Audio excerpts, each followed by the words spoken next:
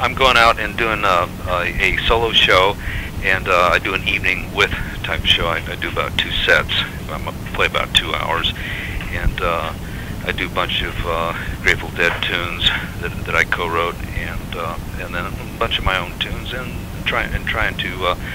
I've got a few new tunes that are absolutely brand new this time that I'm excited about. Well, tell me about those. Well, I got Star Baby Gap, which I dreamed this tune one night. I woke up and wrote the words down as soon as I woke up, and then I made a note: don't change any of the words in this. And then over the period of 4 months here, I changed absolutely every word, made it much better than the Dream song.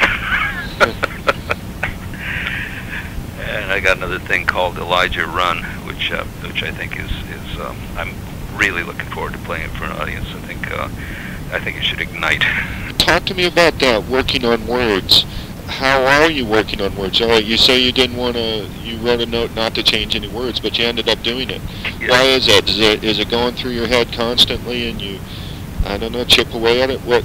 I tend to, the way I'm working now, usually I get a set of words and I'd give them to Garcia and he'd set them. You know, we each had our the level that we worked at, and now I don't have anybody to give this to, and so I give it to myself. What I find is that I'm a tougher critic than Garcia ever was about what I'm doing, and I can't put anything past myself. So I'm writing as I'm working on setting the lyrics.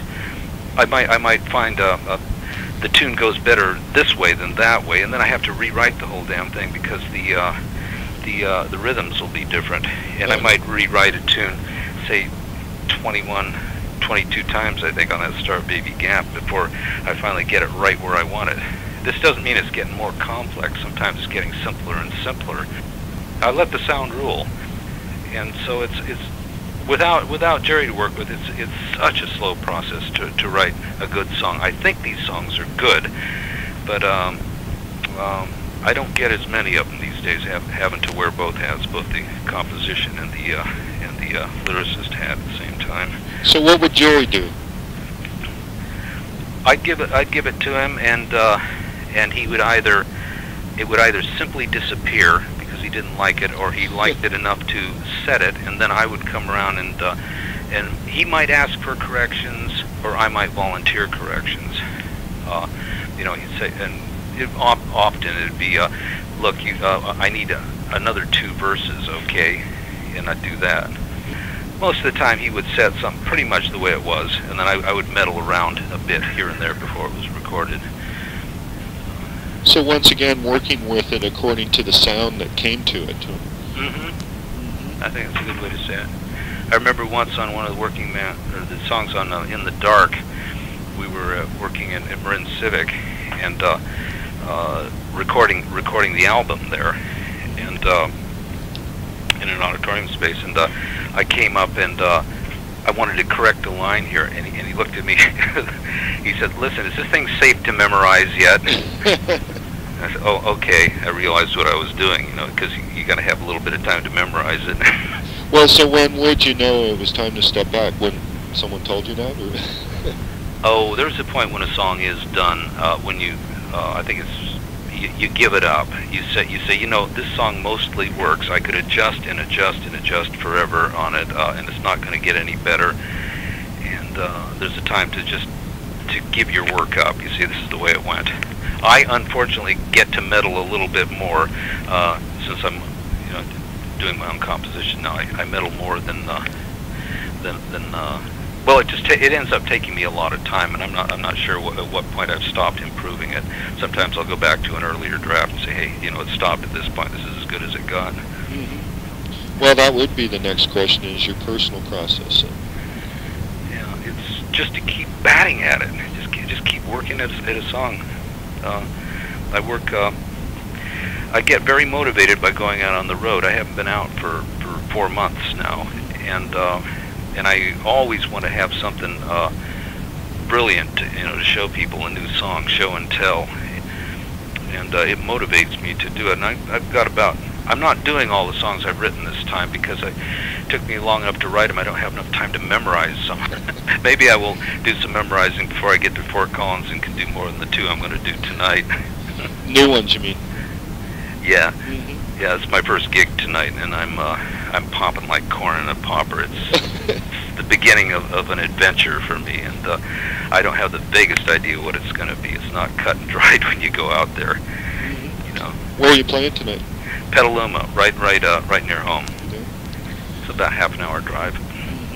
It's a good way to start a tour, you know, right at home, rather than have spatial dislocation as well as shaking hands with the stage again after a layoff. Performing must change your work too. Is that true? Does that come into it, or do you kind of set it for stage and let it alone? Oh yeah, over the period about a dozen gigs, I'm really waiting to see how these tunes are going to sound by the time I polish them all off at the Roxy in Boston. They should grow and grow and grow, hopefully, which doesn't mean that that the final show is going to be a lot better than the first show or anything else, but it will be different, and one learns the tunes and finds the spaces in them to open up in. That's the main thing. I've been doing a lot of slide guitar this time out, and that's something that I feel will be interesting to explore. I might introduce it in songs that I'll be finger picking to begin with, and I might just add the slide later on down the line. So the adventure is largely musical for me, and I'm a guy who plays a lot of guitar. I play hours and hours a day, and I want to be as good as I can when I get on the stage, because then I'm starting from a level where I feel I can really accomplish something. But it's always just, you know, it's spiraling. There's always more levels to go to. Where else could you go? Well, I would say that I'm twice the finger picker this time out as I was on my last tour. Where my last tour, I decided to drop the flat pick completely and just finger pick, and I'm pretty good. I've been finger picking for 40 years, and I did that, and it went well. I felt the shows were better finger picked than flat picked. Okay, so I took 4 months off, and I've been working that finger picking like nobody's business. I've been doing my scales, single string scales with picks and stuff, and to where I'm feeling a competence far beyond anything I've ever had as a guitarist. So that's the difference this time. And now I'll be there's a level of development that only happens on stage. It's like you're supercharged. You can go beyond yourself, but if you can get it on stage, then it becomes part of your repertoire. And so I'm looking for development that way. Then I'm not looking to put the guitar down once the tour is over. I'm looking to, as of last tour, that's the springboard for development. And in that, playing the guitar is where the songs occur. If you're playing guitar a lot, you're going to write songs when you're in the mood. You're going to be sitting there. Your pencil's going to be there, and your guitar is in your hand, and you write. So this is how I'm motivating myself to keep writing songs. So do you hear melodies? Oh yeah. Is that where it comes from? The germ of the song, perhaps? They tend to come more from riffs from me. I'll work up. I worked out this riff, which is basis for the Star Baby Gap thing. It was, dun da da ba bum dun da da dun da da bum bum bum, and I really liked that riff. It was I kept playing it until I got it really well oiled, and then I thought, what words fit to this? And then I got, start at the top, roll all the way down, bounce on the bottom as you roll out of town. Yeah, that worked. That absolutely fit it, and then that started becoming a motif for this. And but basically, I'll start with a riff, and then within the riff, melodic lines will then develop, which are generally combinations of riffs. That's ripping it apart to a fairly well there, but that's probably basically my process. And then how do the words start? The words, well. I don't mean to get. If the words don't just come, I'm in trouble. I don't tend to write from themes. I might discover a theme in something that I'm writing, and then develop the theme. But I don't start from You might start from just words. They just pop out. This sounds like it'd be good to sing with this riff. So you have to have a pretty keen ear to pick out those things that aren't even there yet. I guess that's probably the fun of it, man, to see what comes up. You wrapped it up. It's the art of hearing what isn't there yet. Write that down. Definitely. My wife says I like that. She'd make me a burrito right now.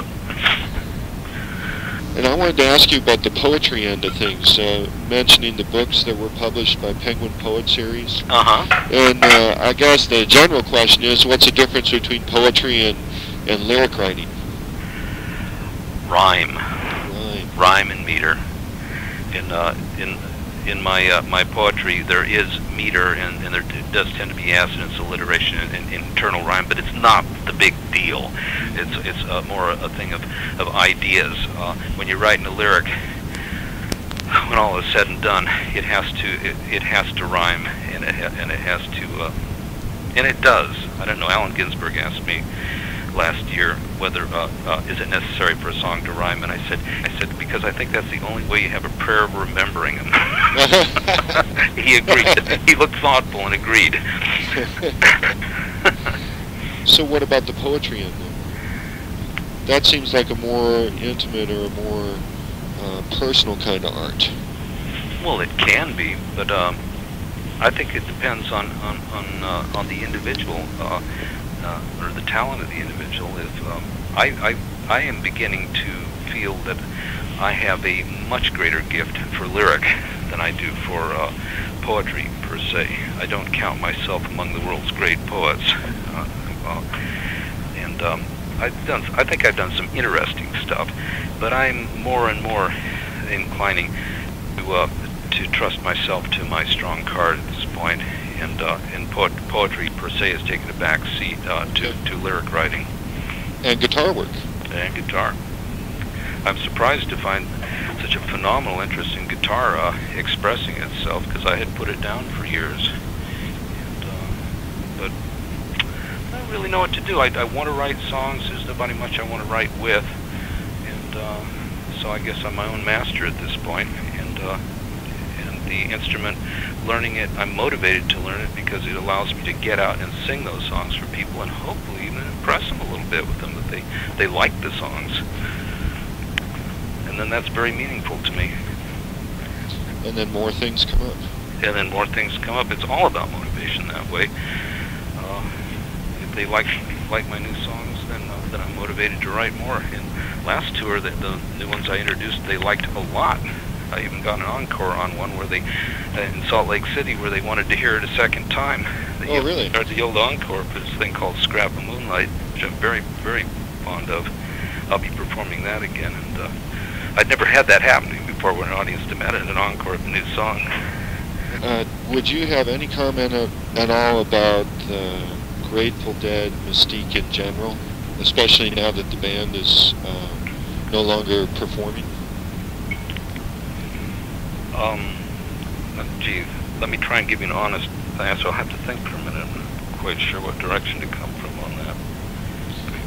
The appropriate thing to have, I mean, I will hope that people will continue to enjoy it over the generations, what has been done, but I would think that it would dwindle in immediate importance, as it should, in favor of music that is alive and happening right now, and that it'll settle in and find its place in the music of the ages. And it might be a high place or a low place, but I think there will be a place for it, just as there was for Al Jolson's work and Stephen Foster's and stuff like that. There's lots of places. It's American music, and I feel proud for having been able to be a part of it. What's been done exists now, and what's happening now is in the act of coming into existence. And we always have to favor, I think, what's coming into existence in order to nurture it. I'm not talking about my own show here, by the way. I'm talking about artists who are alive and providing music now. And I think that Grateful Dead might be a link with tradition that we did, and that getting people to listen to the old music and that we based our stuff on is always valuable. I think that might be our most important contribution is to be part of the traditional process. If that doesn't sound like a lot of hooey, I think it's so. Well, there's still stuff about that has to do with the Grateful Dead scene and whatnot, because we're still alive, that is still there to be written about. I'm not forgetting my job as a chronicler of this. There was a time when it was all starting up, and that was trucking, you know, or it was just starting to get old, actually. What a long, strange trip it's been, moving through Ship of Fools and into Touch of Grey, and now moving into I would say a post-Grateful Dead period. And I think that my songs right now are somewhat post-Grateful Dead. But whatever I write is going to be what you would call Grateful Dead, just insofar as my lyrics help define what Grateful Dead means. Good, bad, or for good, bad, or indifferent. That's just a fact of life. Well, exciting. It sounds like a good time for you. It better be. I'm calling this the Showdown Tour. The Showdown Tour. Yeah. There's a lot that is starting today on the beginning of this adventure that is to become clear to me. I know that about my health and about how much touring I can do. I quit smoking for this tour. I've been off them for after 40 years. I've been off them for 2 months now. Well, so that's one reason I've been playing so much guitar. Keep something in your hands, right? Yeah.